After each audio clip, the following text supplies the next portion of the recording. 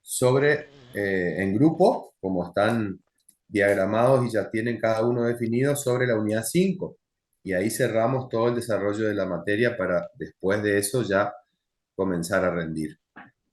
¿Alguien quiere hacer alguna pregunta? ¿Le quedó alguna duda? ¿Tienen alguna consulta respecto a lo procesal o contencioso administrativo provincial de Corrientes o de Misiones que hemos dado la clase pasada?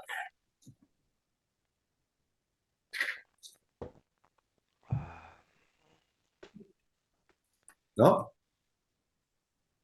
No, profe. ¿Quedó claro todo aparentemente? Sí, O si no quedó, o si no quedó claro, ni siquiera leyeron. Pero bueno, es lo que hay. Bueno, arrancamos hoy. ¿Qué nos pide el programa entonces en esta unidad 10? Así como vimos y nosotros fuimos desarrollando, ¿se acuerdan? Arrancamos el programa con el procedimiento administrativo, lo vimos al procedimiento general de la ley 19.549 hasta la unidad 4. En la 5, el programa que nos trae procedimientos especiales, que eso es lo que van a exponer ustedes, que tienen características, principios diferentes a ese procedimiento administrativo general que nosotros hemos desarrollado. Con respecto a lo que sería un proceso judicial en materia administrativa o contencioso administrativo, como lo llaman las provincias, también vamos a encontrar particularidades en algunos procesos judiciales especiales, que eso es lo que nos toca ver hoy. Arrancando por cuál, el recurso judicial directo. Ya lo hemos hablado, cuando hemos desarrollado, hemos visto, y ya el doctor también se ha referido, a que existe legislación que establece la posibilidad de aplicación de este recurso judicial directo en algún proceso judicial. Es asimilable a un recurso de apelación, aunque estrictamente no lo es, que se presenta ante un órgano judicial, como todo proceso, estamos ante el Poder Judicial, que solo en este caso va a revisar la legitimidad del acto administrativo. No hay una revisión completa del procedimiento administrativo como si lo sería con un proceso contencioso judicial administrativo completo que hemos visto en la clase pasada. Es un procedimiento acotado y es viable únicamente cuando expresamente una ley habilita la posibilidad de interposición de este recurso. Este recurso se tramita ante la Cámara Federal de Apelaciones del domicilio del organismo que se demanda.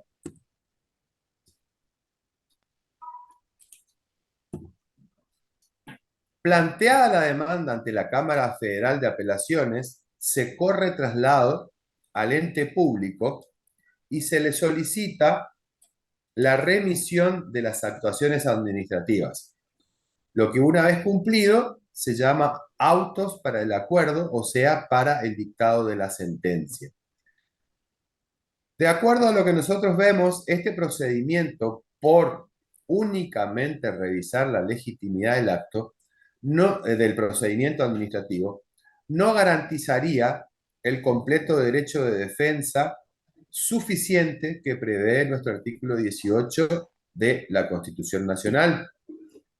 Como no existe un procedimiento detallado en alguna legislación, ante esta carencia de la posibilidad del no cumplimiento efectivo del derecho de defensa, las cámaras de apelaciones, por una cuestión de hecho, establecen un procedimiento que implementan y que llevan adelante. ¿Cómo es ese procedimiento entonces?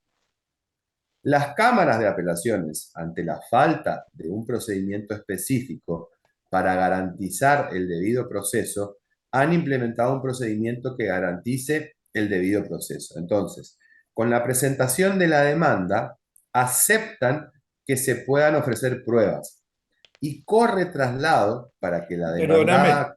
Ahí, Sí, ahí que le quiero aclarar, porque ustedes van a leer el artículo 25 bis, que es el que reglamenta el procedimiento este, de la ley de la ley 19.549. 19.549, ese procedimiento que está ahí no se aplica. Se aplica este. Entonces, reiteramos, con la presentación de la Porque, demanda, perdona, sí, porque sí, en ese artículo 25 bis dice que hay que presentar la demanda ante el órgano administrativo que, que va a ser el demandado. Y el órgano administrativo tiene la obligación de elevarlo dentro del plazo de 5 días a la Cámara.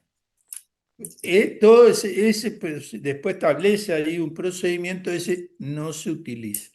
Es decir, se sigue con el procedimiento de hecho establecido por las cámaras desde antes de la reforma del artículo 25 bis, antes de implementarse el artículo 25 bis.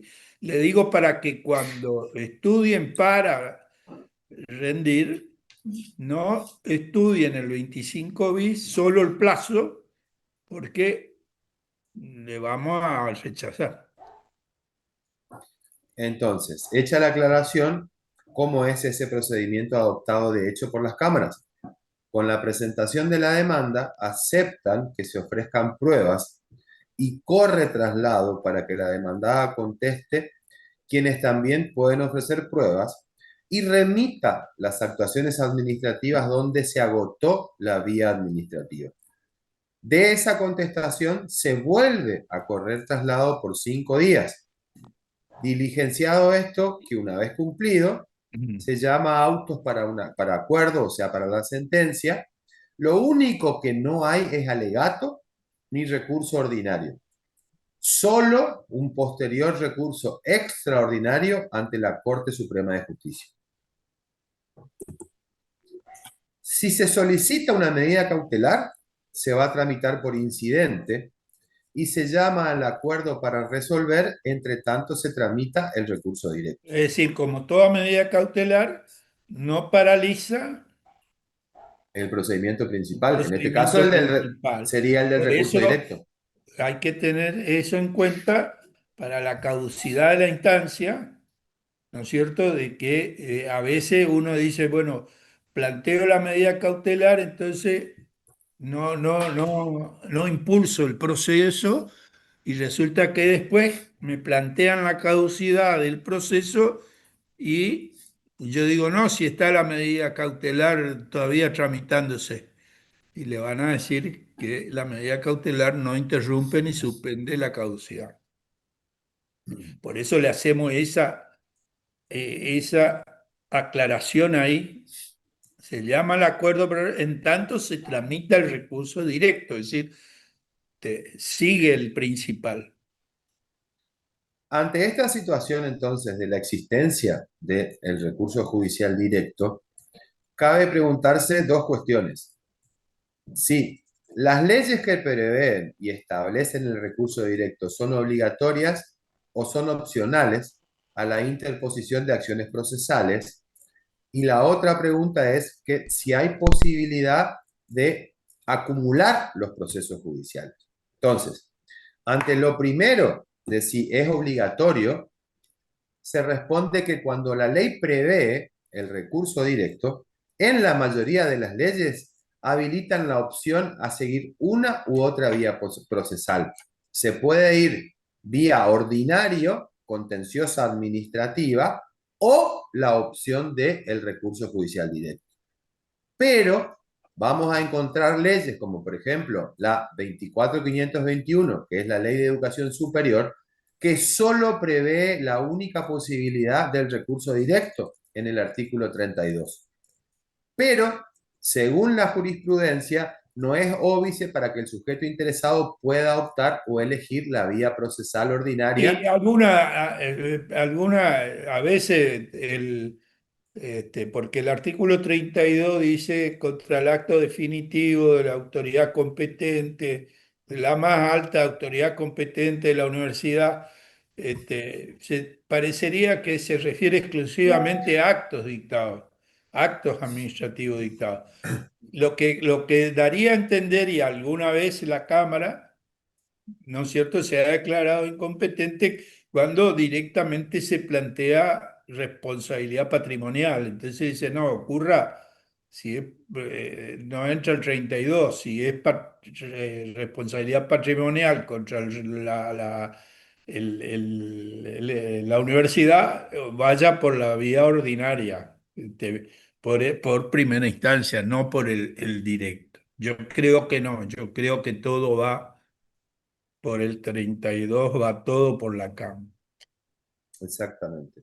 Y a la segunda pregunta, al segundo interrogante, si se pueden acumular los procesos, obviamente que esta respuesta es, una vez que se opta, como dijimos, hay legislación que establece la vía procesal o contenciosa ordinaria, hacer un proceso judicial pleno, o la opción del recurso judicial directo. Una vez elegida la opción, es excluyente. Nosotros no podemos elegir la opción de recurso judicial directo y en el desarrollo del proceso decir no desisto, entonces ahora voy a iniciar un proceso contencioso ordinario. No, si yo opté por la acción judicial vía recurso directo, se tramita esa e impide la posibilidad de prosecución o de iniciación de un proceso contencioso ordinario. Ahora, supongamos que me rechace el recurso directo, yo no puedo ir por la otra vía. Claro, no O decir al revés, ahora, si claro, me rechaza el ordinario, yo no puedo ir por el directo. ¿Eh? es, Si es, elegí es uno, chao. termina en esa y concluye en esa. Exacto. No puedo ir alternando entre una u otra de acuerdo al posible resultado. O Se al com- resultado. O al Exacto. resultado. ¿Se entiende? ¿Alguna pregunta? ¿Alguna duda con respecto a recurso directo? Entonces pasamos al siguiente punto, que es el amparo por mora. ¿Alguien quiere hacer alguna pregunta de recurso directo? Lo que no estaba ¿En ahí, qué? anótense, está regulado en la ley de la redacción a partir del 2024, artículo 25 bis. Pero acuérdense la aclaración que les hizo el doctor, el procedimiento que establece el 25 bis en la práctica, de hecho, no se cumple. Doctor, ¿qué recomendarían? ¿Usted optar por un recurso directo o optar por un recurso de apelación? ¿Cuál sería la... Y o hay que analizar bien el caso? depende el caso que tengas y cómo es el procedimiento. Mira, hay casos que, por ejemplo, en un sumario yo iría por el directo. Este, perdón, sí, por el directo. Porque supuestamente ya todas las pruebas y todo ya están en el sumario. En el caso que yo quiera agregar algún tipo de prueba y que por ahí puede ser dilatoria o alguna, o me convenga hacer el alegato después de las pruebas, voy por el ordinario. Es decir, depende del tipo Y de- también va a depender de la estrategia que vos como defensor o responsable o apoderado del cliente quieras llevar adelante. Porque se supone que vos ya vas a conocer o quizás debiste haber intervenido en el procedimiento administrativo. Entonces ahí vos ya y, vas a conocer y qué, depende mucho de la jurisprudencia. claro, qué Si pasó en el ya, si procedimiento. la Cámara ya tiene jurisprudencia sobre el tema, voy a la Cámara, ¿no? Voy a ir a... Porque acordate que lo que vos pones a consideración del juez en materia procesal administrativa es ese procedimiento administrativo. Lo que vos ponés para que revise y lo que haces para que se revise en sede judicial ahora es lo que pasó en el procedimiento administrativo. Y a ver si me quedó claro. Entonces, el recurso directo va directo a cámara. Claro, porque es más rápido El con tribunal respecto, originario y único es la Cámara. porque los plazos son diferentes. Es menor al plazo que vos tenés para una vía En ordinaria la U es más judicial. rápido, En pero teoría es más rápido. Se supone que es más breve porque tiene un procedimiento más acotado y no es etapa por etapa como es un proceso judicial contencioso ordinario. Acá es más breve, más rápido, pero el ten en cuenta procedimiento es rápido, pero el control después la es sentencia es menor. lerdísima, como cualquiera, va a la cola. Y ten en cuenta que el control es menor. Solamente vía recurso directo se puede revisar la legitimidad del procedimiento. En cambio, En un ordinario, vos podrías solicitar revisar todo. Este tipo de procedimiento es el que tiene corriente como proceso facultativo Claro. y sería el sumario en millones. Bueno, O ¿quedó sea, uno claro? solamente se controla la legitimidad de la En medida. en el recurso directo, solamente podés poner a consideración del juez la legitimidad del procedimiento. Y todo lo que se acepte en medida probatoria va a ser en función a eso, a lo que haga a la legitimidad del procedimiento. Y en el ordinario puedo revisar todo. Poder revisar la legitimidad, la oportunidad, mérito y conveniencia, y hasta el poder alegar razón de interés público. Es un poco más completo. No significa que después se haga, ojo, ¿eh? No significa que lo revisen. Pero, como dice por ahí el doctor Alan Gaú, se debería revisar un poco más amplio. Y tenés más posibilidad de prueba también en el ordinario. Tenés para alegar, que acá no tenés.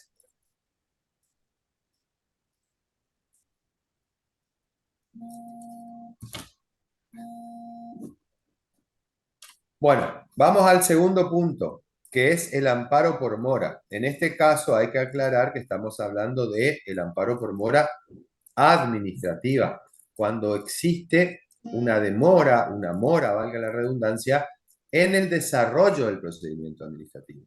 No es el amparo constitucional que ustedes conocen y que ya habrán estudiado seguramente cuando habrán visto los procesos judiciales especiales o procesal constitucional, creo que también tienen, donde ahí ven el amparo constitucional. Acá no.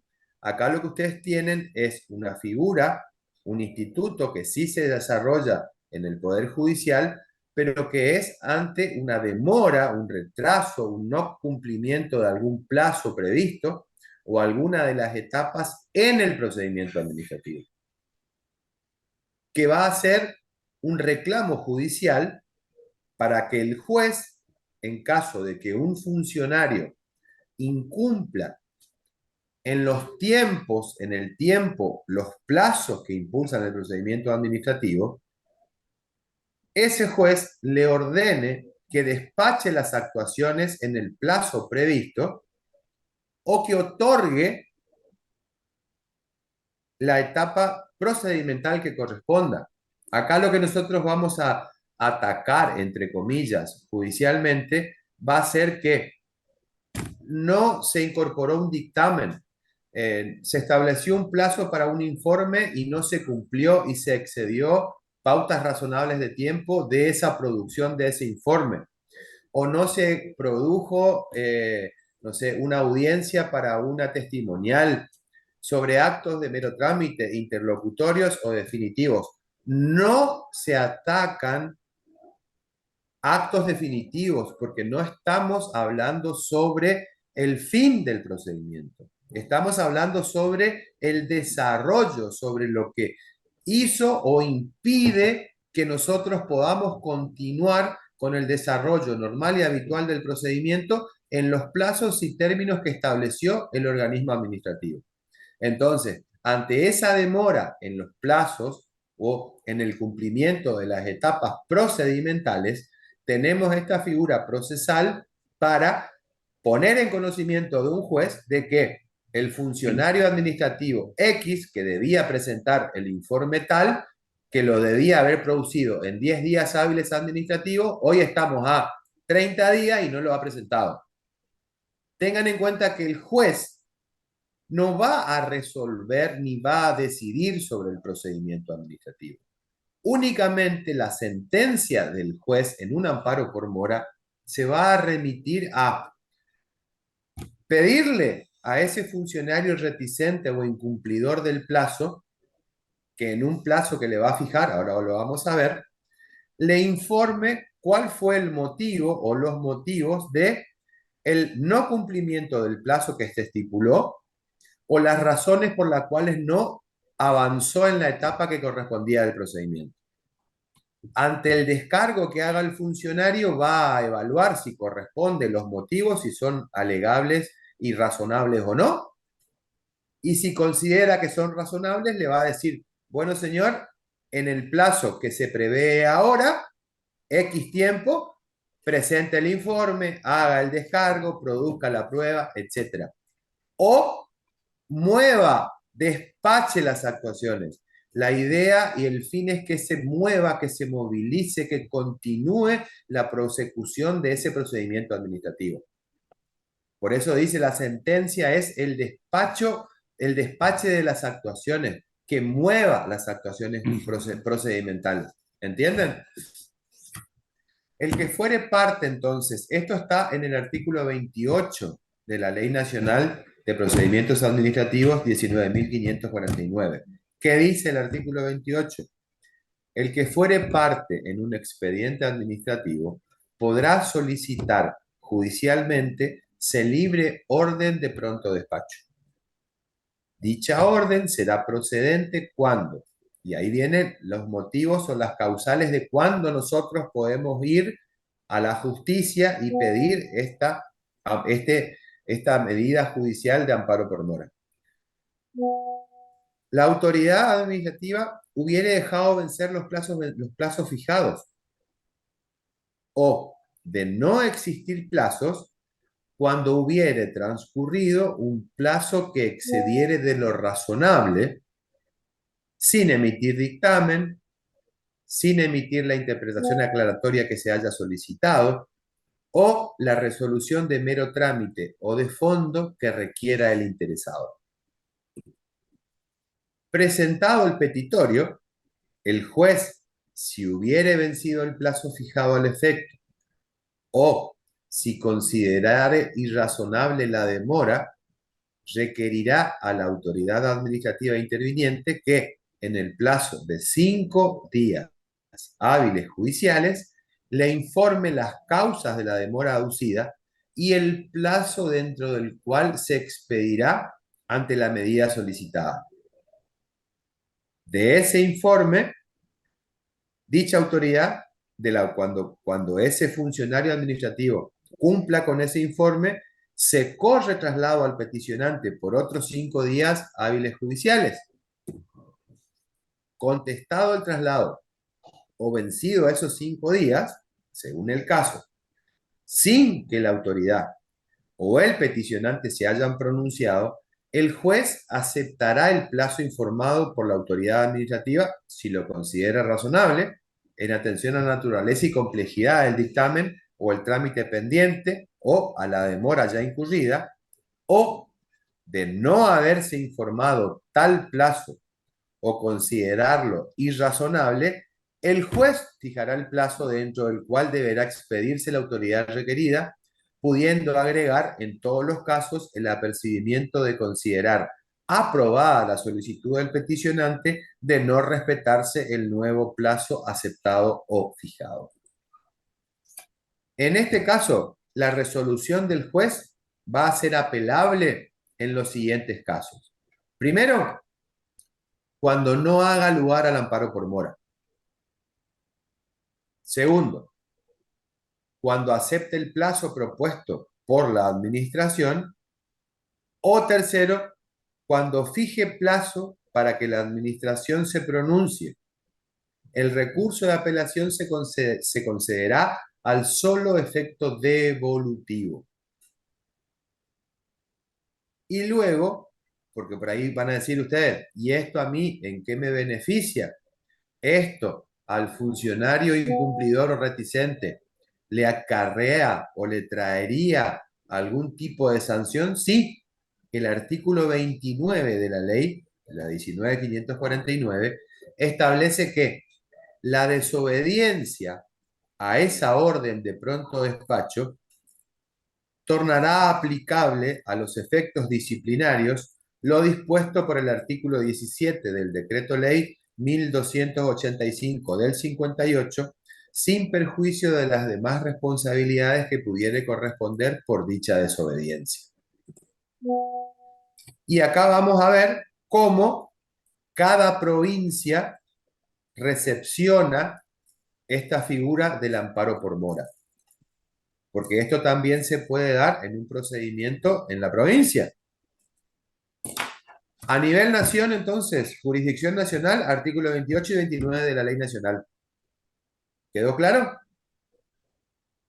Y acuérdense, en una resolución de un amparo por mora, el juez no controla el procedimiento, no controla el acto definitivo, no hace derecho administrativo, solamente mira esa inobservancia del plazo, el vencimiento del plazo o el no cumplimiento de una etapa procedimental. Y sobre eso se expide, no sobre la cuestión de fondo del procedimiento administrativo. ¿Se entiende? Entonces, en Misiones, de acuerdo a la ley de ustedes, la I-89 está en los artículos 44 al 46. Y en la provincia de Corrientes, la ley 6.620 lo tiene desde los artículos 121 al 125. ¿Qué dice Corrientes entonces? Quien es parte en un procedimiento administrativo, vencidos los plazos, puede peticionar al juez procesal administrativo. Fíjense cómo acá fija competencia en el juez que va a entender en materia procesal administrativa en Corrientes. Antes se podía ir a cualquier juez de primera instancia, pero con la modificación de la 6.620 lo trae como competencia al fuero procesal administrativo, para que si considere pertinente el reclamo, requiera al funcionario interviniente para que informe las razones de la demora. En el plazo de 10 días, contestado o no, el juez, si considera la mora injustificada, requerirá que la autoridad superior ordene el despacho de las actuaciones en el plazo de 10 días, bajo apercibimiento de las sanciones administrativas, penales o civiles que corresponden. La decisión es recurrible en relación sin efecto suspensivo. ¿Cuál es entonces el efecto de esa, entre comillas, sentencia de pronto despacho? Que el no cumplimiento del despacho de las actuaciones habilita la vía judicial.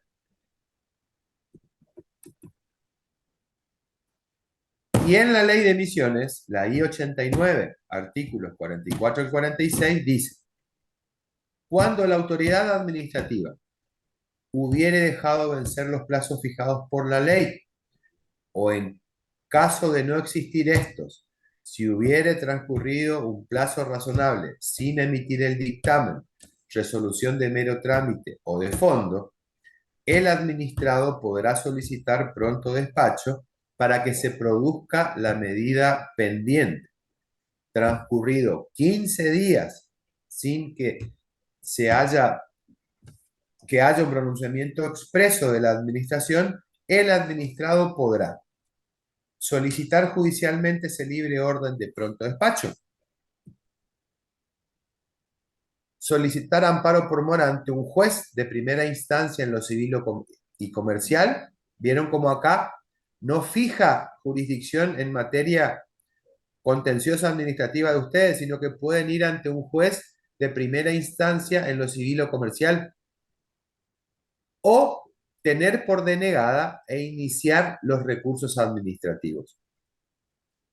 En el supuesto que el administrado opte por el procedimiento establecido en el inciso A, presentará el pertinente petitorio ante el juez competente, quien se expedirá sobre su procedencia, teniendo en cuenta las circunstancias del caso, y si lo estimare pertinente, requerirá a la autoridad pertinente, a la autoridad administrativa interviniente, que en el plazo que le fije informe sobre las causas de la demora que se invoca.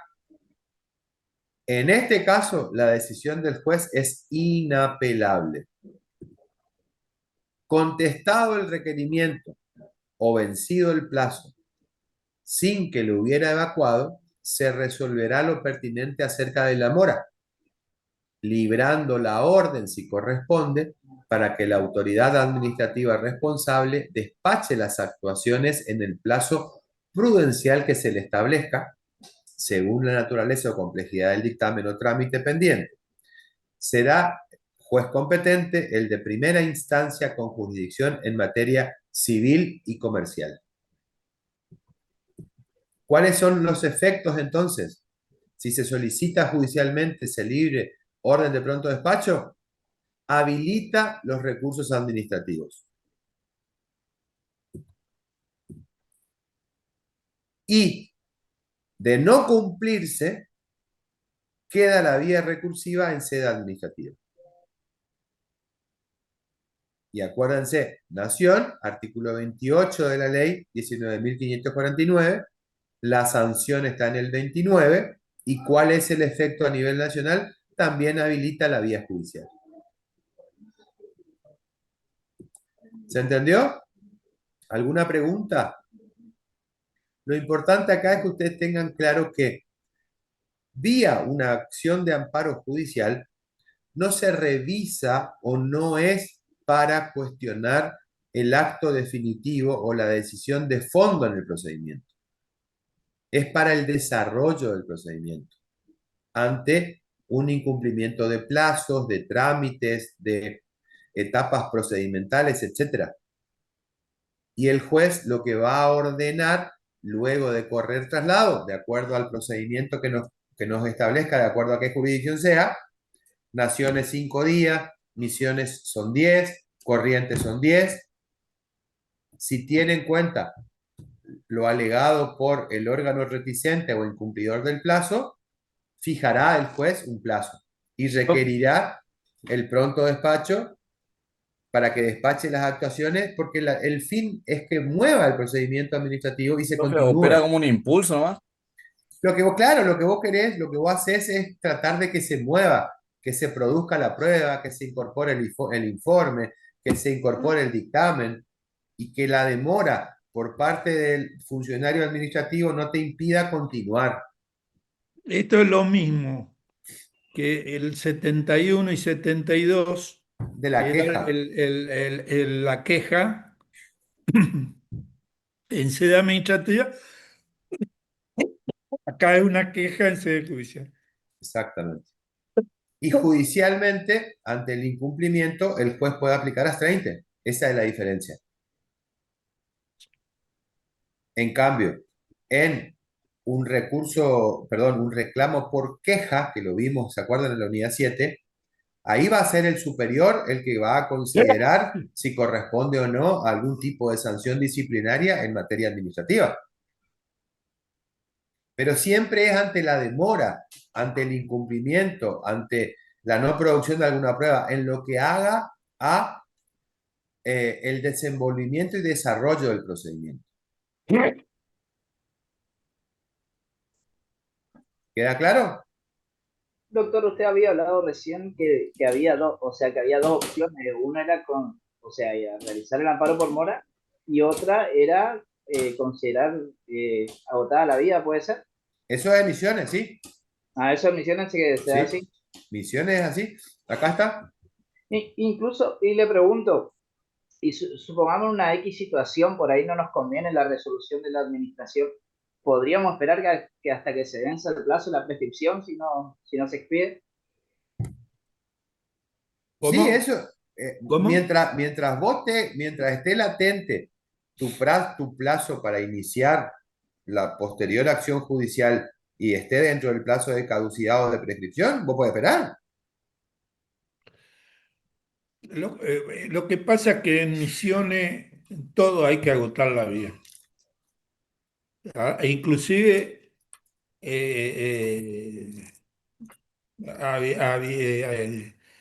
este procedimiento del reclamo del amparo por mora, en el caso nuestro, nosotros iniciamos la acción. En el caso, o esperamos, si queremos. En el caso de ustedes, tienen que hacer los recursos administrativos. Pero Porque también hay que tener en cuenta en Misiones dos cosas. Una, ¿Qué tipo de acto es lo que uno pidió el amparo por mora? Si es un mero trámite, en ese caso, nunca se va a quedar expedita la acción judicial, nunca. En cambio, si es definitivo, lógicamente que por ahí es del gobernador, ya no necesito plantear la revocatoria, porque ya no tengo recursos, ya queda, hice el amparo, no me resolvió, lógicamente queda la acción judicial expedita. Es decir, todo tiene varios aspectos que hay que tener en cuenta después en la práctica, digamos, ¿no? ¿Mm? Y Profe, que, una pregunta, y ¿y cuál que, sería la diferencia acá entonces entre el silencio de la administración y la mora administrativa? que en cuanto al silencio, hoy vos tenés, de acuerdo al artículo 10 de la ley, el silencio es, como ya lo hemos explicado, es una ficción jurídica que por sí mismo no tiene significado. La ley le atribuyó un significado. Históricamente la ley tenía solamente el inciso A, que era el silencio en sentido negativo. Esa era la regla que tenía la ley. Donde ante un procedimiento administrativo donde un particular solicitaba un pronunciamiento expreso por parte de la administración, donde la administración le tiene que responder sí o sí, tiene que expresar su voluntad, exteriorizar su voluntad, y no lo hacía en un determinado periodo de tiempo. ¿Qué decía la doctrina? Esa ambigüedad o inacción de la administración no puede perjudicar los derechos del particular. Entonces, creó la ficción jurídica del inciso A, donde vencidos 60 días, dice hoy, si no establece plazo, el plazo legal máximo que tiene para expedirse son 60 En días, la siempre nación, ¿no? en Está bien. sanación, hábiles administrativos, siempre, acuérdense, el particular ante lo solicitado, tras lo cual la administración necesariamente tenía que expedirse y no lo hizo, el particular puede configurar por rechazado lo solicitado o peticionado. Agota la vía administrativa si considera, porque ya tendría una denegación, un rechazo a lo que solicita, no un rechazo expreso porque no hay acto administrativo, es un modo anormal de culminación del procedimiento por denegación tácita. Te dijo que no sin decirte que no. El paso del tiempo te dijo que no a lo que vos solicitaste. Luego, en el 24, con la modificación de la ley bases, incorpora la segunda figura, que es el silencio positivo, que era lo que estaba prohibido antes. Porque para que el silencio sea estimado en sentido positivo, debía únicamente estar establecido en una ley. Ahora, la ley de procedimiento administrativo lo trae y lo establece como un modo de finalización de un procedimiento. Es un modo más de culminación. Vos podés terminar un procedimiento por un pronunciamiento expreso de la administración cuando hay acto administrativo y dice, se resuelve esto. Acuérdense, no significa que a vos te denieguen lo solicitado no haya culminado, no. La finalización es el acto administrativo que pone fin, independientemente a si otorga o rechaza. Si hay acto expreso, es el modo normal y habitual en que debe terminar un procedimiento administrativo. Pero después tenés los anormales, que es de manera como no debería suceder, pero sucede en la práctica, que es, por ejemplo, la caducidad del procedimiento, cuando se declara la caducidad del procedimiento, cuando hay desistimiento por parte del particular, cuando él renuncia, entre comillas, a continuar, la caducidad del derecho, y hoy se incluye el silencio en sentido positivo, que es expresamente cuando exista un procedimiento que requiera un pedido de autorización al Estado, a la administración. Ese procedimiento es sobre una potestad absoluta y totalmente reglada de la administración. Tiene que estar expresamente establecido cómo se va a llevar adelante ese procedimiento, con los plazos, de qué manera se hace va a estar disponible en las plataformas porque se suele hacer generalmente a distancia. El inciso B del 10 te establece sobre qué materias no puede existir este procedimiento del silencio en sentido positivo. No rige sobre permisos, porque ¿cuál es la diferencia entre autorización y permiso? Eso lo deben saber ustedes de Administrativo 1. Cuando uno va a solicitar un permiso, existe previamente un derecho que tiene la persona, pero necesita ese instrumento legal de autorización para ejercerlo. En cambio, cuando existe una prohibición del Estado, no hay un derecho preexistente. Yo necesito que se levante esa prohibición para ahí poder ejercer el derecho. Entonces, el silencio positivo no opera ante permiso, tampoco opera sobre servicios públicos, viene el dominio público, salud pública, y no me acuerdo si me olvido algún otro ítem que excluye. Eso nunca puede formar parte del silencio positivo. Y establece la reglamentación del decreto reglamentario del 65 y todos los bis, ter, cuarter, etcétera, todo el procedimiento, donde dice y pone en cabeza el jefe de gabinete que debe reglamentar por resoluciones a partir de cuando comenzó a regir noviembre del 2024, administración centralizada, diciembre de 2024, administración descentralizada, y por medio de 2 decretos, resoluciones ministeriales, se incluyó una nómina de cuáles son todos los trámites alcanzados y que quedan comprendidos dentro de este procedimiento del silencio positivo, que cada organismo, de acuerdo a lo que le corresponde, va a establecer cada uno de esos procedimientos con los pasos, etapas y plazos, y también vía otra resolución, otro decreto, cuáles son los procedimientos que quedan exceptuados. Esa es la normativa. ¿Qué dice la normativa? Vos tenés un procedimiento que te dice, para solicitar autorización para X cosa, vos tenés que presentar tal papel, tal documento, completar esto en la página, esto, lo otro. Pasado 10 días, por ejemplo, tenés autorizado a solicitar vía plataforma web la autorización correspondiente a que se te emita. Te establece plazo, el que debe establecerse. Si no se establece plazo, vamos al plazo general, 60 días, al mismo término del plazo general para expedirse. Vencido el plazo, la autoridad administrativa tiene 15 días para que el particular pueda solicitar, se le otorgue la autorización correspondiente, la inscripción en el registro, lo que fuere que obtuvo como autorizado. Eso es el silencio positivo. Acá estamos ante una demora en un incumplimiento de un plazo dentro del procedimiento administrativo, donde lo que vos querés es que la administración mueva el procedimiento para llegar a obtener una decisión. ¿Entendés la diferencia? Sí, profe. Y para terminar de entender, o sea, otra pregunta que se me ocurrió es si en realidad el amparo protege un derecho subjetivo o solo va a versar sobre el impulso de la administración que tenga que resolver. Y es sobre el impulso del procedimiento o sobre la demora en el dictado del acto definitivo que pone fin al procedimiento. Si hay un derecho subjetivo ahí, y sí, a la decisión de la administración y a que no se paralice el procedimiento, pero no mucho más que eso. Porque el juez en el amparo por mora no revisa, no controla y no tiene en cuenta el desarrollo de la cuestión de fondo.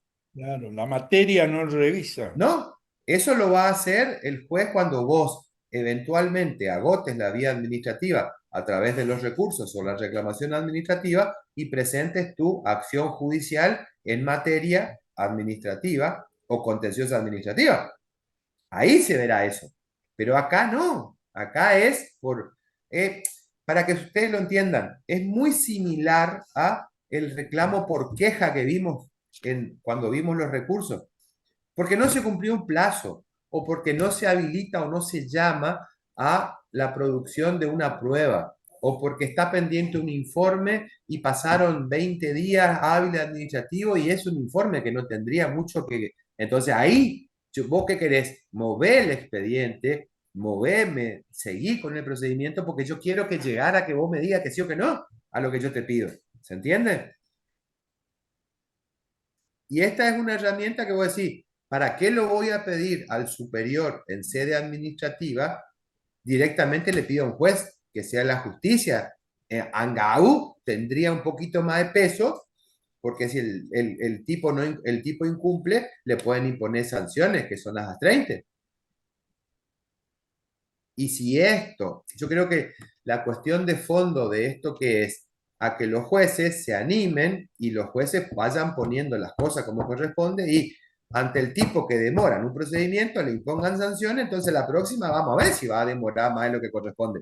Pero como esto no funciona y todo es una corporación donde el de arriba le protege al de abajo y el de la justicia le protege al otro, porque Angaú somos todo Estado, no pasa nada nunca con esto, ¿se entiende, no? Esa es la verdad. Es triste, Acá, pero es la verdad. doctor, acá, por ejemplo, esos días atrás estaba viendo en Instagram que había un reel que comentaba una abogada que hubo un juicio de un particular, digamos, hacia el Banco Macro. Y bueno, ahí sí se aplicó a 30. Primero no cumplieron, quisieron burlar a la justicia, no cumplieron y después se aumentaron esas 30 y se obligaron a que cumplan. Pero es muchas veces lo que decimos con el doctor. Nosotros nos ha tocado y vemos, porque es habitual en el ámbito que nosotros estamos, por ejemplo, en la universidad, y vemos por ahí en cuestión de ministerios, etcétera, las partes de asesoría legal, la parte jurídica permanente, o por ahí las fiscalías de Estado, etcétera. Ellos, en vez de actuar acorde a derecho y como corresponde, ¿qué hacen? Le tratan de dar un viso de legalidad a lo que el ejecutivo de turno quiere. Entonces, ¿qué le dice? Hace esto porque yo quiero que salga así. Y no es la función de lo que sería legal y técnica o fiscalía de Estado, etcétera. Si lo que el ejecutivo de turno le dice y está contrario a derecho, le tiene que decir. Y después uno va, demanda judicialmente, se someten a juicio, van a juicio y nosotros como Estado tenemos que estar pagando la incompetencia, que no es incompetencia porque es adrede, la negligencia, la impericia de ellos y le sale millones y millones al erario provincial, municipal o nacional. Vamos a ver cuando el funcionario tenga que pagar de su bolsillo si va a seguir haciendo eso. Como lo pagamos todo, no pasa nada. Total, yo demoro y estoy años en una causa judicial. Total, en el 98% de las causas el Estado es perdedor. El doctor le puede decir que hace más de 40 años ejercen eso. Y después, ¿quién paga eso? Pagamos todo.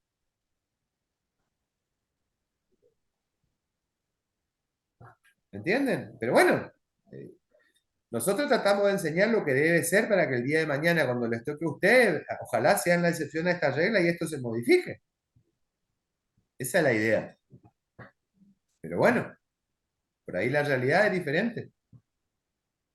¿Quedó claro entonces hasta acá? Medida, acción de amparo. Amparo por mora, acuérdense, no mezclen con el amparo constitucional que ustedes ya saben.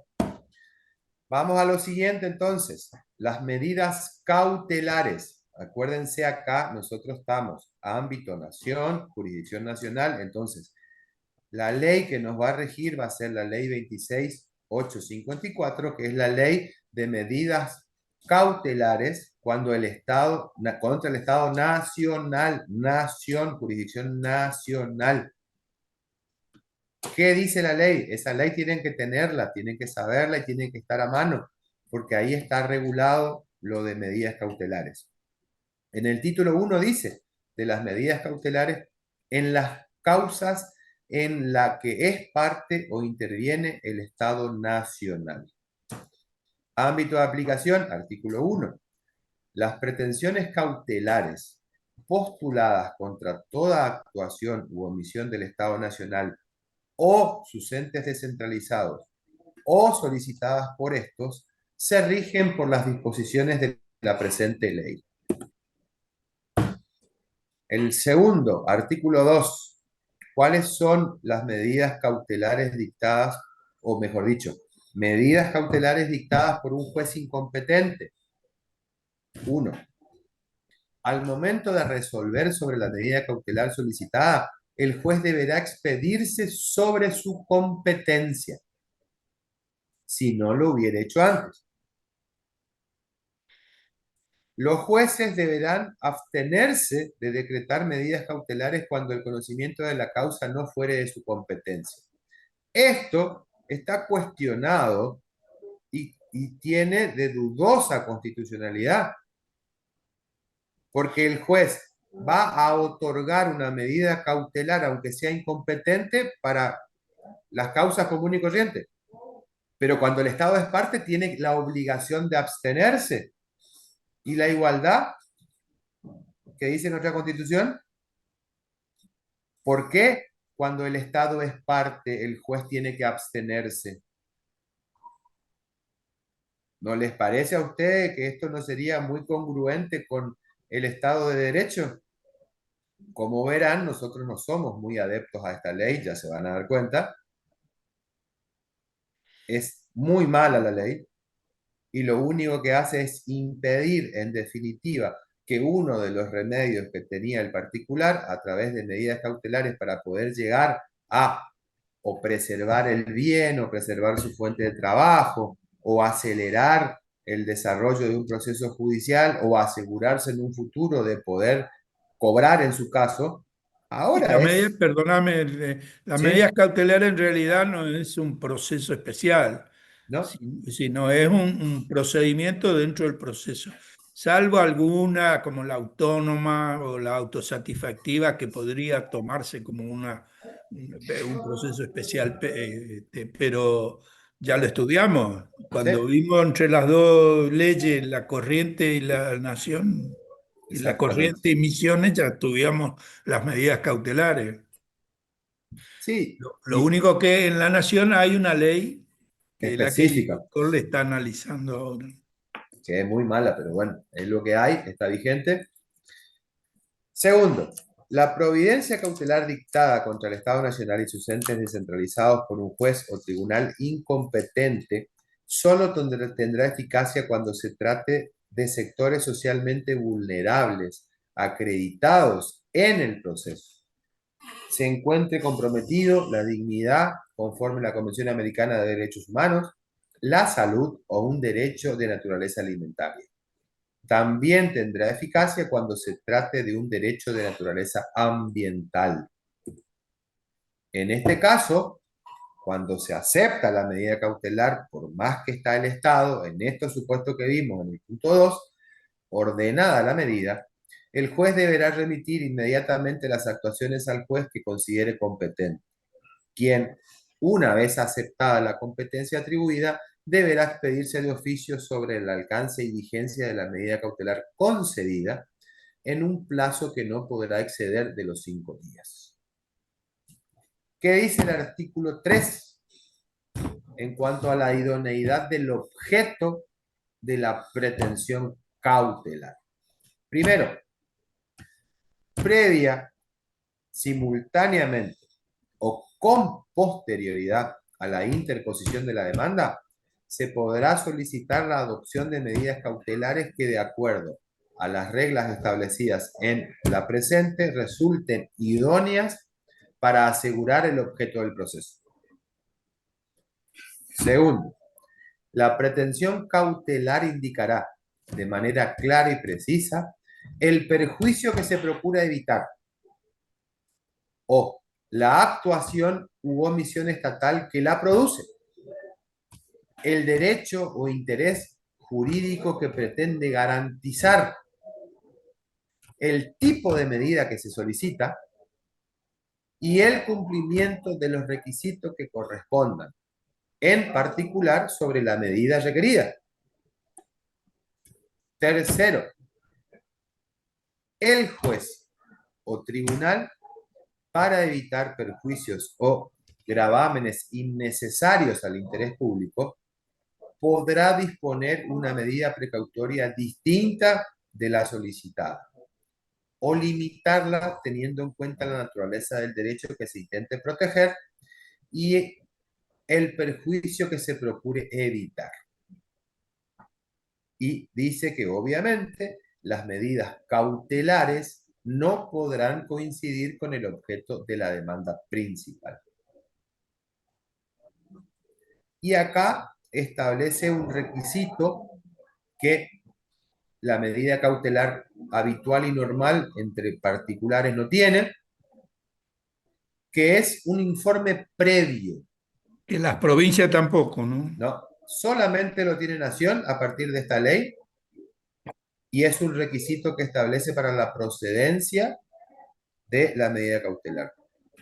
¿Qué dice? Solicitada la medida cautelar, el juez, previo a resolver, deberá requerir a la autoridad pública demandada que, dentro del plazo de 5 días, produzca un informe que dé cuenta de el interés público comprometido por la solicitud. Yo diría ahí, como decimos siempre, interés público comprometido, 2 puntos. ¿Qué entiende por interés público comprometido? Imagínense, yo pido una medida cautelar porque se está disolviendo un ente y están despidiendo gente, le corren traslado a el superior, disuelve toda la dependencia administrativa y ¿qué te va a decir? No hay ningún interés público comprometido, no existe más la dependencia por reestructuración, no hay ningún problema. Yo le estoy diciendo la medida que quiero presentar. Esto es una locura, ¿entienden o no? O le estoy diciendo, desprendete del bien que va a ser objeto de, qué sé yo, del embargo, de lo que sea. Pero bueno, es el Estado, entonces hay que pedirle. ¿Entienden o no? Con la presentación del informe, la parte demandada podrá expedirse acerca de las condiciones de admisibilidad y procedencia de la... O sea, al que se demanda va a decir si corresponde o no corresponde. ¿Entienden ustedes o no? Va a decir, según ellos, cuál es el interés público que ellos consideran comprometido, que nunca va a existir, porque nunca te van a decir sí. Y segundo, se van a expedir sobre si procede o no procede y las condiciones que tiene que tener el juez para admitir la procedencia. Y acompañará las constancias documentales para considerar pertinente. Solo, escuchen, cuando circunstancias graves y objetivamente impostergables lo justificaren, el juez o tribunal podrá dictar una medida interina, cuya eficacia se extenderá hasta el momento de la presentación del informe o del vencimiento del plazo fijado para su producción. Según la índole, la pretensión, el juez o el tribunal podrá ordenar una vista previa al Ministerio Público.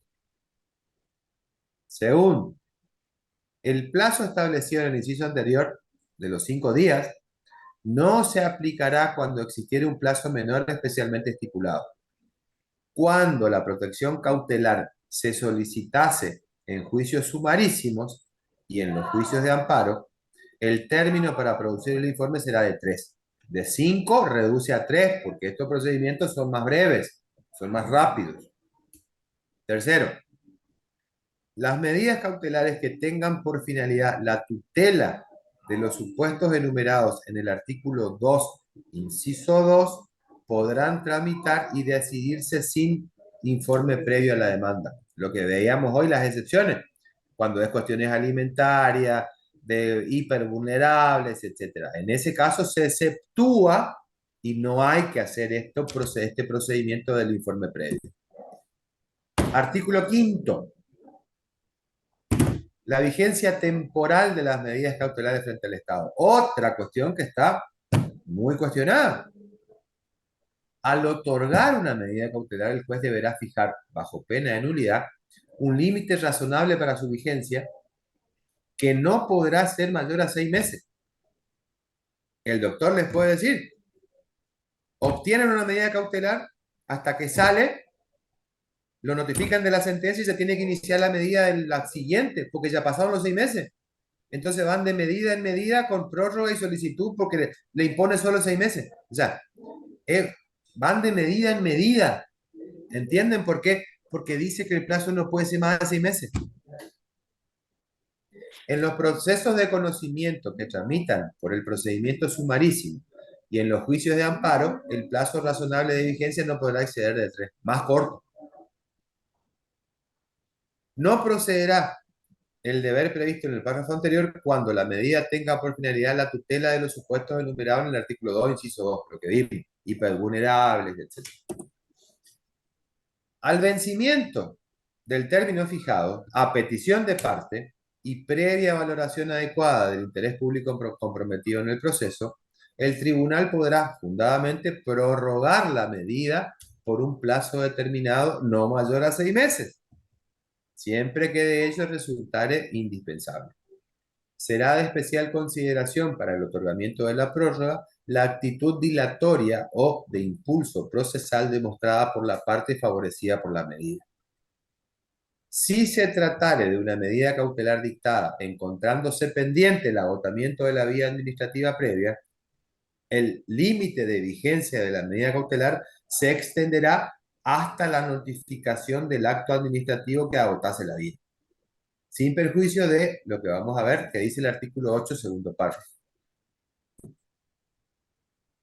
El artículo 6 nos habla del carácter provisional de la medida cautelar. Las medidas cautelares subsistirán mientras dure su plazo de vigencia. En cualquier momento en que las circunstancias que determinaron su dictado cesaren o se modificaren, se podrá requerir su levantamiento. El 7 habla de la modificación de las medidas. Quien hubiere solicitado y obtenido una medida cautelar podrá pedir su ampliación, mejora o sustitución, justificando que ésta no cumple adecuadamente la finalidad para la que está destinada. Aquel contra quien se hubiere decretado la medida cautelar también podrá requerir su sustitución por otra que le resulte menos gravosa, siempre que ésta garantice suficientemente el derecho de quien la hubiera solicitado y obtenido. La resolución se dictará previo traslado a la otra parte por el plazo de 5 días en el proceso ordinario y 3 en el sumario. Sigue la misma regla que vimos hoy del informe. Cuando es un ordinario son 5, cuando es sumarísimo o amparo son 3, es más breve. Acá viene el 8, la caducidad de las medidas cautelares. 1. Se producirá la caducidad de pleno derecho de las medidas cautelares que se hubieran ordenado y hecho efectiva antes de la interposición de la demanda, si, encontrándose agotada la vía administrativa, no se interpusiera la demanda dentro de los 10 días siguientes al de su trago. ¿Entienden? Queda atado la presentación de la demanda contenciosa administrativa a la producción de la medida. Obtenida la medida, tiene 10 días. ¿Entienden? Cuando la medida cautelar se hubiere dispuesto judicialmente durante el trámite del agotamiento de la vía administrativa, dicha medida caducará automáticamente a los 10 días de la notificación al solicitante del acto que agotase la vía administrativa. Acá se tiene en cuenta el acto definitivo que ponga fin, que agote la vía. A partir de ahí, Lo mismo 10 que días. acá. A partir de ahí, a los 10 días.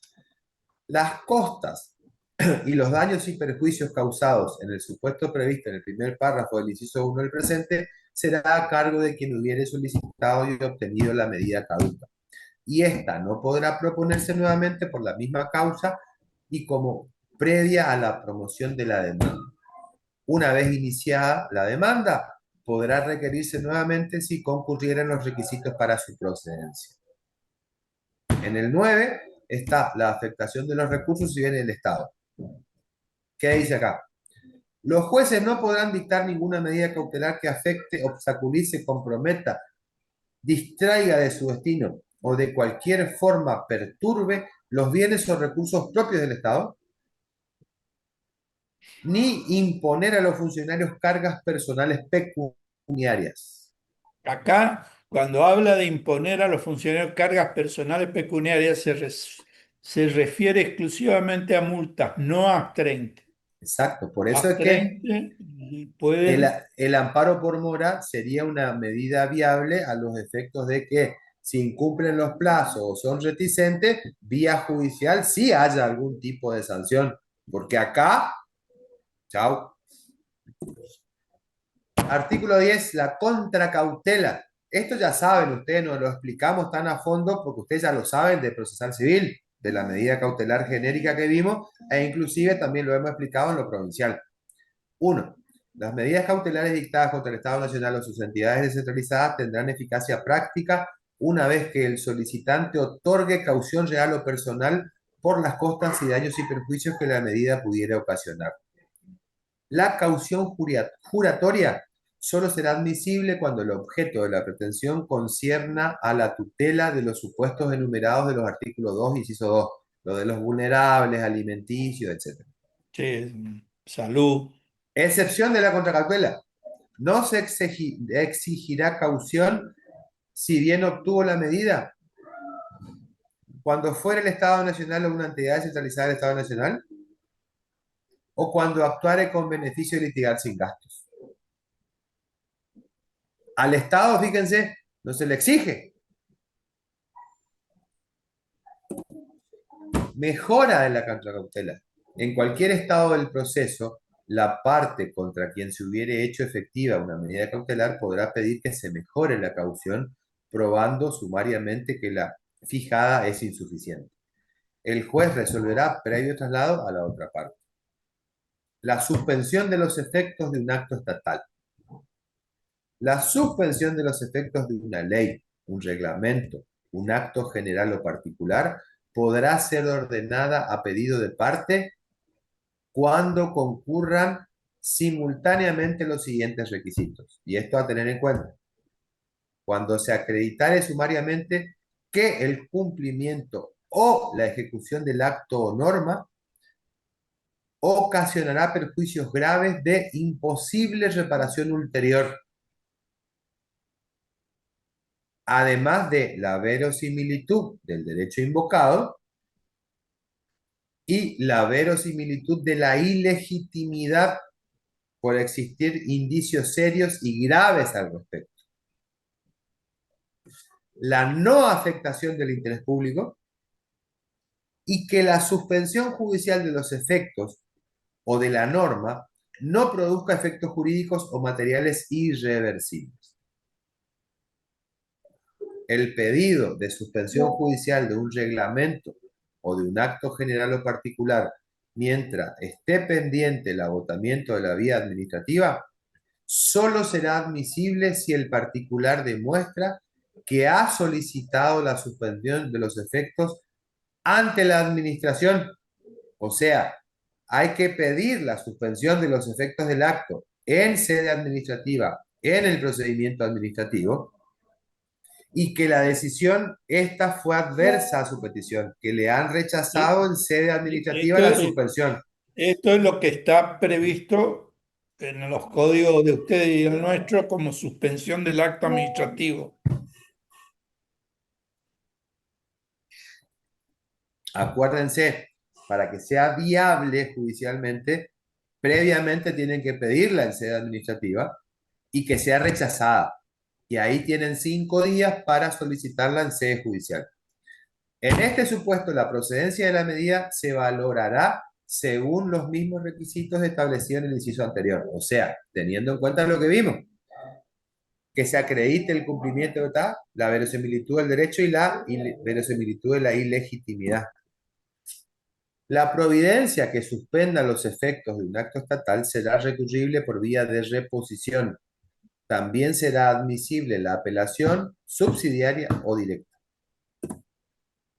El recurso de apelación interpuesto contra la providencia cautelar que suspende total o parcialmente los efectos de una disposición legal o un reglamento del mismo rango jerárquico tendrá efecto suspensivo, salvo que se encontrare comprometido la tutela de los supuestos enumerados en el 2, inciso 2. La entidad pública demandada podrá solicitar el levantamiento de la suspensión del acto estatal en cualquier estado del trámite, invocando fundadamente que ella provoca un grave daño al interés público. El tribunal, previo traslado a la contraparte por 5 días, resolverá el levantamiento o mantenimiento de la medida. En la resolución se declarará a cargo de la entidad pública solicitante la responsabilidad por los perjuicios que irrogue la ejecución, en el supuesto de que se hiciere lugar a la demanda o recurso. Y el 14 habla de la medida positiva. Las medidas cautelares cuyo objeto implique imponer la realización de una determinada conducta a la entidad pública demandada, solo podrá ser dictada siempre que se acredite la concurrencia de los siguientes requisitos: inobservancia clara o incontestable de un deber jurídico, concreto y específico a cargo de la demandada, fuerte posibilidad de que el derecho del solicitante a una pretensión o actuación positiva de la autoridad pública exista, y se acreditare sumariamente que el incumplimiento del deber normativo a cargo de la demandada ocasionará perjuicios graves de imposible reparación ulterior. Y obviamente la no afectación de un interés público. Y que la medida solicitada no tenga efectos jurídicos o materiales irreversibles. Estos requisitos regirán para cualquier otra medida de naturaleza innovativa no prevista en la ley. Y las de no innovar están en el 15. Van a proceder cuando concurran simultáneamente los siguientes requisitos: se acreditare sumariamente que la ejecución de la conducta material que motiva la medida ocasionará perjuicios graves de imposible reparación ulterior, la verosimilitud en el derecho invocado, la verosimilitud de la ilegitimidad de una conducta material emanada de un órgano o ente estatal, la no afectación del interés público y que la medida solicitada no tenga efectos jurídicos o materiales irreversibles. Las de carácter conservatorio no previstas en esta ley también van a quedar sujetos a estos requisitos. Y ¿Cuál es el ahora, tema que sigue después de esta ley? después de cautelares viene, ya le digo, arbitraje.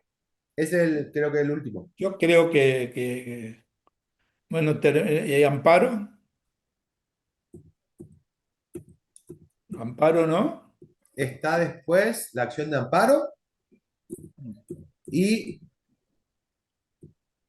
después está el recupero de bienes que tiene corriente. Bueno, eso de las cautelares ya ellos recontra estudiaron. Bueno, Yo ya iría a arbitraje y seguiría después con amparo y con... bueno, vamos entonces. Cualquier duda, se van a la ley, ¿sí? La ley de medidas cautelares 26.854 y está todo en esa ley. Vamos al punto que sigue entonces, que es el arbitraje, que son uno de los medios alternativos de resolución de conflictos. Uno de ellos es el arbitraje. ¿Qué es entonces el arbitraje? Es un mecanismo, medio o procedimiento de resolución de conflictos por un tercero designado por las partes en una convención previa o legalmente autorizado, y se someten a esa decisión con fuerza de verdad legal, salvo que existan vicios en el procedimiento arbitral o arbitrariedad, o sea, cuando se exceden los puntos acordados al laudar. En efecto, la decisión arbitral hace cosa juzgada y puede ser ejecutada judicialmente constituyendo un título ejecutivo. ¿Cuál es la naturaleza jurídica del arbitraje? Alguna doctrina niega la naturaleza jurisdiccional del laudo arbitral. En ese sentido, Gossaini, por ejemplo, Es decir, que no es judicial. exactamente, dice que no es jurisdiccional la función del árbitro, porque un árbitro no hace justicia, ni crea derecho, ni genera mandatos imperativos. Solamente pacifica. Dice que el arbitraje es una institución práctica para descongestionar la intensa labor de los tribunales. En síntesis, señala, la esencia que materializa la posibilidad del arbitraje radica en el principio de libertad y disposición de las partes para elegir la vía donde resolver sus diferencias y conflictos. La mayoría de la doctrina, en cambio, considera que la naturaleza jurídica del arbitraje sí es jurisdiccional. Dicen que más allá de reposar la mirada en un aspecto subjetivo, como es la relación habida entre las partes, o entre estas y los árbitros, existe un criterio objetivo, perfectamente comprobable, que consiste en el análisis de las tareas y funciones cumplidas por todos los intervinientes, que propende a la actuación de la voluntad de la ley sustancial. Por ende, el carácter netamente jurisdiccional del arbitraje actualmente no admite ningún tipo de dudas. ¿Y la Corte qué dijo sobre esto? Que aun cuando el arbitraje sea un procedimiento de solución de controversias de origen contractual, es jurisdiccional por su función y por la especial eficacia que el derecho otorga a sus efectos. Así reconoce el carácter mixto de la naturaleza jurídica del arbitraje. También dijo que, a diferencia de los jueces, el órgano estatal, los árbitros desempeñan una actividad mixta, jurisdiccional por su naturaleza, pero convencional por su origen en la mayoría de los casos. Claro, porque Sí, uno de los requisitos es que surja de un acuerdo, de una convención entre las partes. Digamos, che, bueno, si lo primero que hacemos, si hay algún conflicto, vamos a arbitraje. Y si en el arbitraje no llegamos a un acuerdo, iniciamos las acciones judiciales. y la sentencia, lo que se obtenga de ello, dice también es que debe ser ejecutado judicialmente como título ejecutivo, porque es a lo que se someten las partes y las partes deben acatar su cumplimiento, salvo lo que decíamos hoy, que exista alguna ilegitimidad o que se hayan excedido en los laudos que son objeto de ese arbitraje. Entonces, la pregunta acá con respecto a nuestra materia es si el Estado puede someterse a árbitros. No existe discusión alguna que los particulares sí lo pueden hacer, pero por cuanto es una manifestación autónoma de someter sus diferencias a terceros imparciales. La cuestión es cuando el Estado puede o no someterse. Si bien es cierto que el 116 de la Constitución Nacional reserva a la Corte Suprema y a los tribunales inferiores la resolución de los conflictos en que la nación sea parte, se acepta que puede someterse a terceros árbitros, y acá viene la cuestión, es cuando una ley previa lo autoriza y el objeto de arbitraje sean cuestiones privadas, o sea, Privada del patrimoniales, Estado. Privada exacto, del Estado. patrimoniales transables, quedando excluidas cuestiones de orden público. Claro, la de orden público son imperativas, por consiguiente, no pueden ser modificados ni por el juez ni por las partes. ¿Y la Corte qué dijo al respecto? Que no existe obstáculo constitucional alguno para que el Estado Nacional someta a jurisdicción arbitral sus controversias con particulares, siempre, vamos al requisito, de que una ley que así lo establezca exista previamente y esa ley autorice a la posibilidad de que el Estado pueda someterse a arbitraje. Y ahí tienen los fallos en lo que la Corte dice eso. Esta previsión normativa expresa encuentra sustento en la Constitución Nacional, en la que se establece, en los casos de competencia federal por razón de la materia, que la nación en principio solo puede ser llevada ante sus propios tribunales, artículo 116. Por ello, toda excepción a dicha regla debe hallarse claramente establecida, ya que la jurisdicción arbitral es de interpretación restrictiva debido Claro, a la previamente tiene que estar previsto. debido a la excepcional competencia que le es confiada y que le permite conocer en cuestiones que en el orden normal de las instituciones les correspondería decidir a los jueces. Entonces, en conclusión, ¿puede el Estado Nacional someterse a arbitrajes? Sí, pero debe estar previamente autorizado su participación en una ley previa que diga que puede someterse. Y Y la una vez nación, por ejemplo, Argentina, todos los contratos con entidades multilaterales se somete al arbitraje del CIADE, por ejemplo. exacto. Eh, Antes, y en el supuesto que fracase ahí, se va a la ley de Nueva York, digamos, a la jurisdicción de Nueva York. Y en el caso de Estados Unidos, de Europa, la jurisdicción del Tribunal Europeo.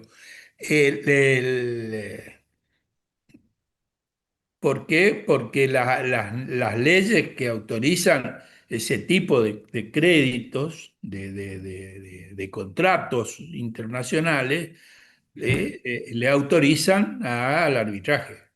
Si no, no podrían. Bueno, ¿alguna pregunta hasta acá? Por eso que este principio de soberanía ya no existe. Con la globalización jurídica, los tratados internacionales, los tribunales internacionales, esta posibilidad de salirse de la corte para cuando el Estado Nacional es parte y someterse a arbitraje o a tribunales internacionales, lógicamente que ya rompe con el principio de soberanía. Ya no es tan absoluta la soberanía, ¿no? Y acá ahora vamos a ver la acción de amparo constitucional para que ustedes, muy rápidamente, para que ustedes vean lo que habíamos dicho hoy de la diferencia que tiene con lo que vimos del amparo por mora administrativa. A nivel nación, obviamente, que las fuentes están en el artículo 43 de la Constitución Nacional y el reglamento de la ley 16.896 en la que fue reformada por la Constitución. En la provincia de Corrientes está en la ley 2903, que en el artículo 67 habla sobre, perdón, contra personas públicas, y en el Código Procesal Civil y Comercial, el artículo 475, la acción de amparo contra personas privadas. En Misiones, artículo 16 de la ley 13.2, solo contra personas públicas y contra personas privadas en el Código Procesal Civil y Comercial, proceso sumarísimo. Lo cual es ¿Cuándo, un error al cohete. ¿Cuándo procede entonces la acción de amparo constitucional en este caso? Contra todo acto u omisión de autoridad pública o de particulares, discriminación o afectación de derechos colectivos en general, o también contra la información pública. Que con ese acto, omisión, etcétera, que en forma actual o inminente lesione, restrinja, altere o amenace con arbitrariedad o ilegalidad manifiesta derechos y garantías reconocidos expresa o implícitamente por la Constitución, un tratado, una ley o un reglamento. El juez podrá declarar la inconstitucionalidad de la norma fuente del acto. La improcedencia, cuando no es viable, no procede. Cuando existan remedios o recursos judiciales más expeditos e inmediatos, o cuando esté en juego la libertad personal,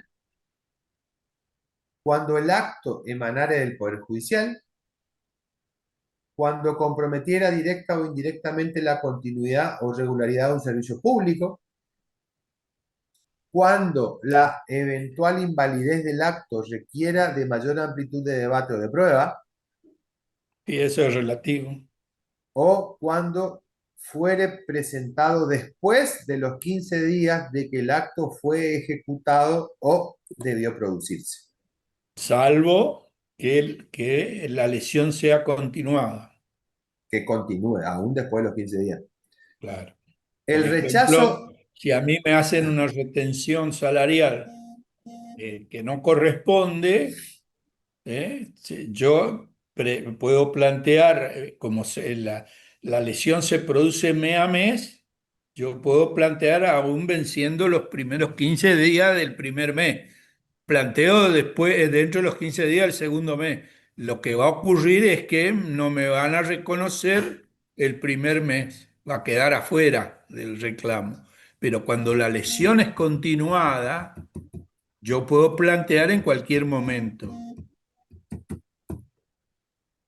bueno, ¿cuándo se puede dar el rechazo in limine entonces? El órgano judicial, cualquier juez de primera instancia con jurisdicción en el lugar donde el acto o la omisión se exteriorice o tenga que tener efecto. No procede la recusación sin causa, ni cuestiones de competencia, incidentes o excepciones previas. Y la legitimación es, obviamente, toda persona humana o jurídica afectada y también todas aquellas asociaciones con personería jurídica que pretendan la defensa de sus integrantes, ya sean usuarios o consumidores, por ejemplo, de alguna relación de consumo, etc. ¿Cómo es el procedimiento? Demanda y ofrecimiento de pruebas. Perdóname, Sí, para que proceda el rechazo in limine, tiene que, no tiene que haber ilegitimidad y arbitrariedad manifiesta. Entonces, ¿por qué esto es importante? Porque muchas veces habilitan el amparo, ¿no es cierto? Manifiesta inclusive en el proveído para correr traslado de la demanda donde admite el amparo y dice por existir arbitrariedad o ilegalidad manifiesta. Y después resulta que cuando dicta sentencia rechaza porque dice que no hay ilegalidad o arbitrariedad manifiesta. O después la Cámara dice que no había, no correspondía a la acción de amparo, sino otro tipo de acción. Y me rechaza entonces la apelación. Eso es importante tener en cuenta. Si en primera instancia dicen, señores, hay ilegalidad y arbitrariedad manifiesta, después en la sentencia no puede decir que me rechaza porque no había ilegalidad o arbitrariedad manifiesta. entonces, ¿cómo se lleva adelante el procedimiento? Demanda y ofrecimiento de prueba, traslado al órgano o persona que dictó el acto u omisión que se solicita, el cese, Dice, fíjense, perdóname, ¿sí? que acá también hay un problema muy serio y que los jueces no lo tienen en cuenta. Acá no es una contestación de demanda, aunque se considera una contestación de demanda. ¿Por qué? Porque lo que la ley de amparo pide es que la persona que dictó el acto, no el Fiscalía de Estado cuando contesta la demanda, contesta una demanda y hace su exposición jurídica de por qué tiene que rechazarse. No, esto es un traslado al órgano que dictó el acto y le dice, che, ¿por qué vos dictaste este acto? Entonces, además de la contestación que tiene que hacer Fiscalía de Estado, tiene que haber un informe del órgano que dictó el acto, porque eso es lo que exige la ley. Lo que pasa que los jueces consideran, por supuesto, para no joderlo al Estado, pues siempre favorecen al Estado, consideran que la contestación de la demanda es el informe ese. ¿Y el fiscal de Estado qué sabe por qué razón? Salvo que el fiscal de Estado le pida un informe al tipo y conteste en base a ese informe. Pero no puede el fiscal de Estado sustituir el informe de quien dictó el acto. Ahí tiene un plazo para contestar entonces de el que establezca el juez, generalmente es de 10 días, y se podrá ofrecer las pruebas que quiera valerse. Y luego viene la etapa de la sentencia, que es contestado el traslado y producida la prueba, después tiene 3 días para dictar sentencia. La sentencia firme hace cosas juzgadas respecto al amparo, dejando habilitado cualquier otro recurso o acción que pudiera corresponder. Hace cosas juzgadas sobre la acción entonces. Recurso de apelación y plazos contra, La sentencia firme. claro, contra la sentencia firme. Y luego tenemos el último que nosotros le incluimos acá, que se agregó en el último título de la ley de corrientes, que es cómo se debe llevar adelante ese proceso para el recupero de bienes del dominio público que incluyó la ley 6.620, artículos 108 y subsiguientes. ¿Cuál sería la procedencia entonces? Es la intimación previa. El recupero de inmuebles del Estado previsto en este título procede siempre que se trate de bienes del dominio público contra tenedores precarios, intrusos y cualquier otro ocupante cuyo deber de restituir sea exigible. Es decir, cuando hay un contrato de concesión, no, porque ahí tienen que respetar el plazo, salvo por oportunidad, mérito, conveniencia, y tienen que indemnizar. Como por ejemplo las concesiones que se dan a los carritos que están en la costanera, ¿no es cierto? Eso tienen una concesión, no tienen un permiso precario. Acá se está refiriendo a los casos de permiso precario, el caso de mesa en la calle, un kiosco en la plaza, una revistería en una, qué sé yo, en una esquina, no sé. A eso, o sea, después van a ver cómo lo que sigue se contradice todo. Sí. En los casos en que se haya otorgado la concesión de inmueble de propiedad del Estado, afectados a la administración centralizada, descentralizada, empresa del Estado o entidades autárquicas, con o sin instalación o vivienda accesorias, para el desarrollo de actividades lucrativas o prestación de servicios de esta índole, o cualquier otra actividad u objeto, y vencido el plazo pactado o declarada su rescisión por la autoridad administrativa, si el concesionario no restituye los bienes dentro del término de 10 días corridos desde que se le intime fehacientemente, el organismo competente acreditará el cumplimiento de los extremos legales. Puede requerir por esta vía el desalojo del concesionario o de cualquier otro ocupante. ¿Cómo se tramita? Efectuada la presentación, el juez ordena correr traslado a la parte demandada por el término de 10 días. Una vez vencido el plazo y cumplidas las medidas para mejor proveer, si se disponen, se dicta sentencia en el plazo de 15 días. A pedido del actor, el juez puede, en cualquier momento, disponer la inmediata entrega del inmueble si el derecho invocado es verosímil, sin perjuicio del deber de responder por los eventuales daños y perjuicios que se puedan generar en casos de haber sido solicitado sin derecho. Falta de domicilio.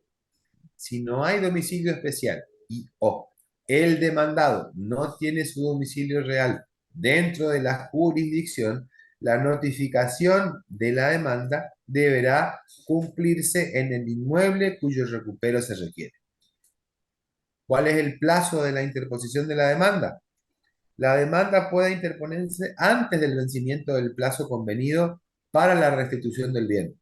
En este caso, la sentencia que ordene la desocupación debe cumplirse una vez vencido dicho plazo. Las costas son a cargo del actor cuando el demandado, además de haberse allanado, cumple su obligación de desocupar oportunamente el inmueble y de devolverlo en la forma convenida. Es para cuando el Estado quiere recuperar un inmueble, entre comillas. Y esta última es lo que nosotros habíamos dicho. ¿Se acuerdan que cuando vimos cuáles eran las acciones procesales, habíamos dicho que creo que Chaco lo tiene hoy todavía y Nación lo tiene? Pero Misiones sí, ¿no? Sí, Misiones tienen. No sé, en el procesal civil. Pero no, en la acción de interpretación que teníamos en lo Sí, contencioso, sí, pero es de Misiones tiene. interpretación. Claro. Misiones, sí. Corrientes, con la nueva redacción del código, desapareció esa acción de interpretación que era cuando existía, por ejemplo, un decreto del gobernador y luego en la aplicación particular de ese decreto no se condecía o no tenía relación con lo que se había establecido en el fondo de lo que se resolvió y la aplicación era contraria, era de diferente sentido. Cuando del normal entendimiento de la norma general no se desprende la aplicación en concreto. Entonces, ante esa situación anómala, que no era la adecuada, el particular podía solicitar en sede administrativa, ir a la justicia en materia procesal administrativa, solicitar que el juez haga una interpretación vía acción de interpretación a cómo debía interpretarse de acuerdo al normal, saber y entender de esa normativa en cuestión y cómo debía ser aplicada. Esa sentencia tenía carácter erga omnes y a partir de la sentencia del tribunal establecía el criterio a futuro. ¿Qué hizo Corrientes? Se publicaba en el boletín oficial la sentencia y a partir de ahí comenzaba a tener vigencia la interpretación para todos los organismos del Estado. Claro. En la declarativa de certeza no. Ahora no. Solo entre las partes. Es entre las partes, es particular y estableció de acuerdo al procedimiento que establece el Código Procesal Civil y Comercial de la provincia. Entonces, no es la misma acción, porque la otra era de carácter general. Acá es particular, es entre partes y el efecto de la sentencia es entre partes. Está en el 75, inciso D, dentro de las pretensiones que se puedan, valga la redundancia, pretender con la acción judicial, es la declaración de certeza sobre una determinada relación o situación jurídica regida por el derecho administrativo. La pretensión respectiva debe tramitarse con arreglo a lo previsto para la acción meramente declarativa que está en el 484 del Código Procesal Civil y Comercial de la provincia. Fíjense que es contradictorio en corriente con el artículo 4. ¿Cuál es el artículo que establece la materia excluida? El 17 creo que es. Bueno, A ver. Dentro de la materia excluida, fíjense, hay un inciso que dice que se encuentran incluidos todos los procesos, todo aquello que se establezcan otro tipo de proceso. Sí. Y resulta que acá establece que es procesal, civil y comercial. Por consiguiente, El 16, materia excluida el 16, doctor. Bueno, fíjate qué inciso es, por favor. Sí. El 16, inciso E. ¿Qué dice? No, a ver. El A es los procesos ejecutivos de apremio, interdictos y desalojo. El B, los que versen sobre instituciones del derecho privado o sobre bienes y actividades particulares que deban resolverse aplicando exclusivamente aquel tipo de norma y sus principios. El C, los que se plantean con relación a una situación regida por las leyes o convenios laborales. El D, aquellas en que la ley ha establecido otra vía procesal. Y C, aquellos en que se reclame la reparación de daños ocasionados. Cuyas leyes hayan establecido otra vía procesal. Y resulta que la propia ley establece otro proceso que es civil y comercial. Sí. Así que se contradice con el 4. Pero además, cuando el juez establece qué tipo de proceso, como dice ahí el 84, el 484, se remite al facultativo, al proceso facultativo nuestro. Entonces, en lugar de haber dejado la de interpretación, hicieron todo un merengue que remite, el 75 ese remite al Código Procesal Civil y Comercial, y el juez cuando va a determinar qué tipo de proceso vuelve al procesal administrativo y dice, bueno, aplíquese el proceso facultativo. No han tenido la más pálida idea, porque sí he peleado contra esa reforma, pero bueno, no entiendo. Y bueno, con esto terminamos esta unidad 10 entonces, y para que les quede claro, la próxima clase, el miércoles que viene, les toca a ustedes exponer, ya están conformados los grupos, cada grupo tiene sus temas. Solamente el grupo de Santo Tomé, que son más integrantes, le toca 2 puntos del programa. Básicamente nosotros, ¿qué queremos? Porque es lo que hemos explicado. El procedimiento de carácter general está en la ley 19.549.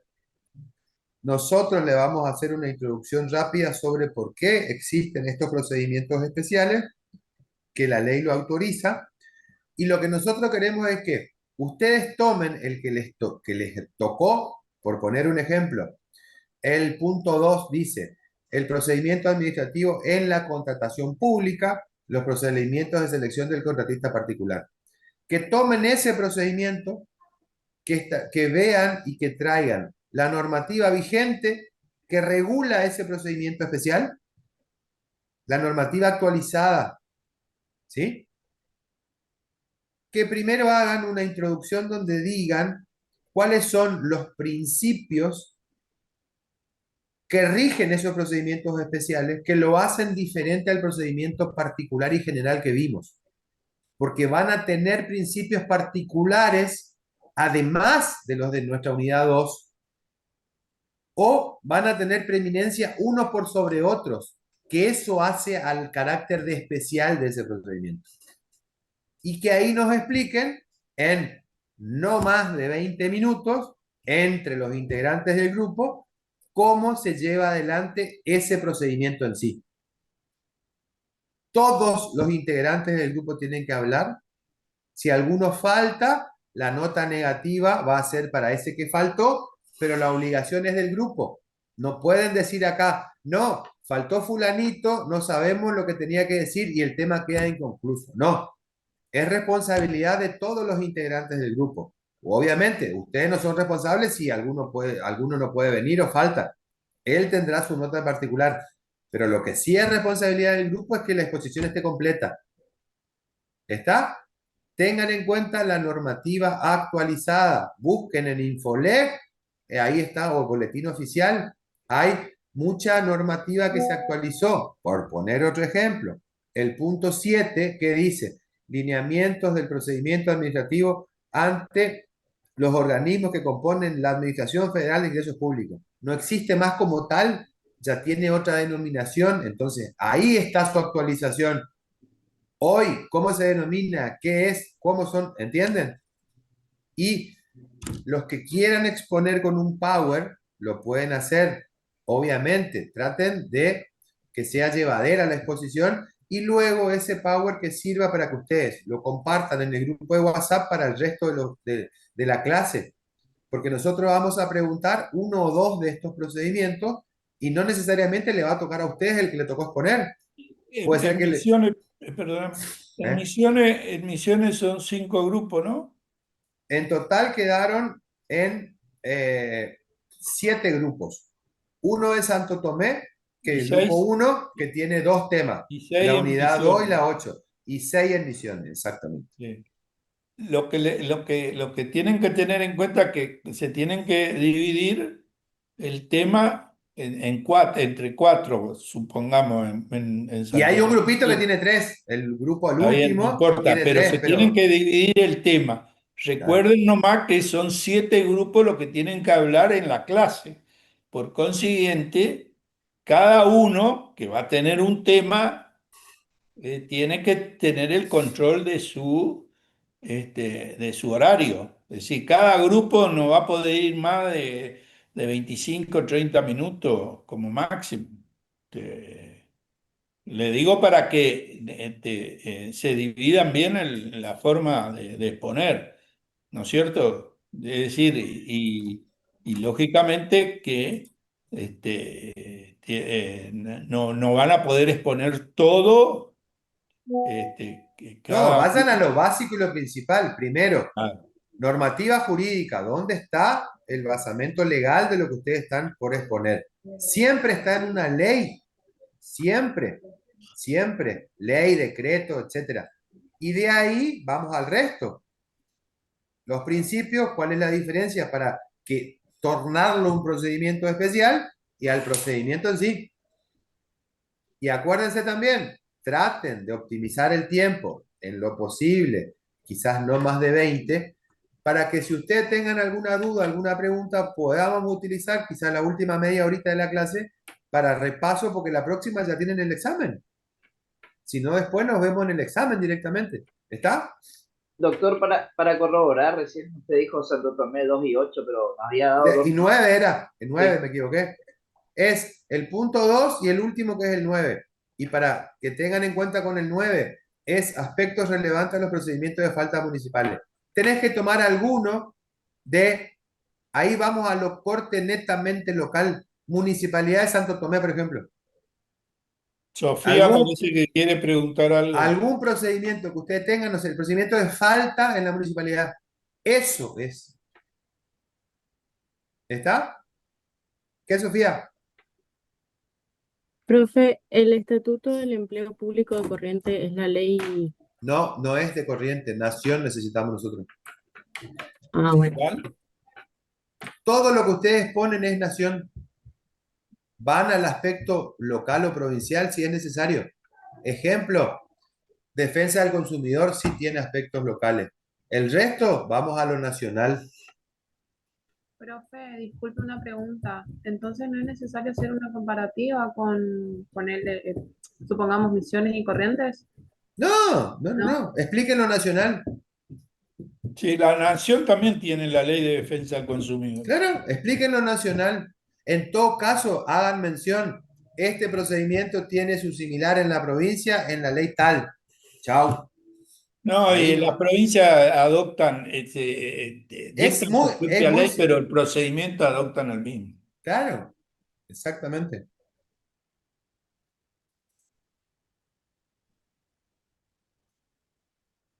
Pero la idea acá es que ustedes entiendan a grandes rasgos y después, el día de mañana, el que necesita lo va a estudiar, porque va a haber procedimientos en concretos que ustedes sí van a tener que saber cuando les toque. Los de contratación, la gente que trabaje en esas áreas va a tener que saberlo de punta a punta. Yo creo que esa, sumario, Eso sumario eso es lo más importante. son los dos más importantes. Después quizás los de falta municipal, pero ahí tenés que ir a leer lo local. Sí, la falta también. Claro, La y de falta capaz que municipales tiene que ir la de corriente a la de le, falta les tocó Santo la de Tomé. Santo Tomé, Hagan de la la Municipalidad de de Santo Santo Tomé. Tomé y ustedes, No, no, le tienen, los solo de Santo Tomé tiene. Misiones, la de Santa Fe, qué sé yo. Perdón, la de Misión, la de Posada, o no sé, la del pueblo que ustedes sean, no sé, qué sé yo. Pero esa les toca solo a Santo Tomé. Entonces seguramente ellos van a hacer sobre la Municipalidad de Santo Tomé, chao. Claro, y los otros hagan sobre la de Posada. El código de falta de Posada, de la municipalidad de Posada. Porque, ojo, que hay código de falta provincial y Eh, hay código de falta municipal. Por ejemplo, el código de falta provincial, por ejemplo, se tramita la vagancia, el alcoholismo, todas esas cosas. Y choca con el municipal, por ejemplo, en faltas de tránsito, por ejemplo. ¿eh? Los dos regulan la falta de tránsito, por ejemplo. Entonces, tomen ustedes lo de falta municipal. de todas maneras, igual pueden consultar por el WhatsApp si tienen alguna duda, no hay ningún inconveniente. ¿Está? Entonces, el martes, perdón, martes, el miércoles, tomamos asistencia y arrancamos ya directamente con las exposiciones de ustedes. Y después de que ustedes se exponen, ahí lo comparten al grupo, el Power, Word, lo que hayan usado ustedes sobre el tema que les tocó. ¿Alguna pregunta?